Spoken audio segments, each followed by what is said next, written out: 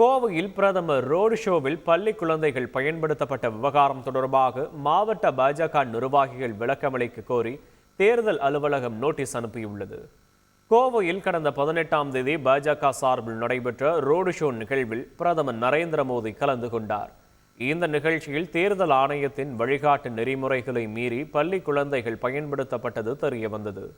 இதையடுத்து பள்ளிக்கு நோட்டீஸ் வழங்கப்பட்டதோடு மாவட்ட கல்வி அலுவலர் மற்றும் மாவட்ட குழந்தை நல அலுவலர் ஆகியோர் நேரில் விசாரணை மேற்கொண்டனர்.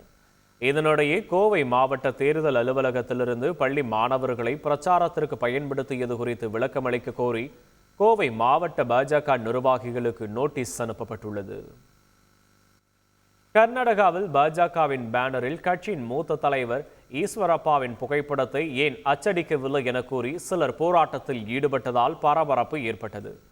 பெல்லாரி மாவட்டத்தில் பாஜக சார்பில் வாக்குச்சாவடி அளவிலான கூட்டம் நடைபெற்றது.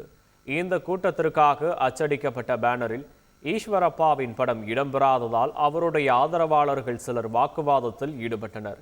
அதற்கு மூத்த தலைவர்கள் சரிவர பதிலளிக்காததால் வாக்குவாதத்தில் ஈடுபட்ட சிலர் கூட்டத்திலிருந்து வெளியேறினர்.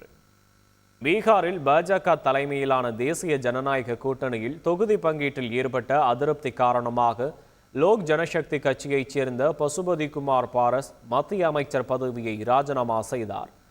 பசுபதி குமார் பாரஸின் ராஜினாமாவை குடியரசுத் தலைவர் திரௌபதி முர்மு ஏற்றுக்கொண்டுள்ளார். இந்நிலையில் அவர் வகித்து வந்த உணவு பதப்படுத்துதல் மத்திய புவி அறிவியல் துறை மத்திய அமைச்சர் கிரண் ரிஜிஜுவுக்கு கூடுதலாக ஒதுக்கப்பட்டுள்ளது. செய்திகளை உடனுக்குடன் தெரிந்து கொள்ள உடனே சப்ஸ்கிரைப் பண்ணுங்க.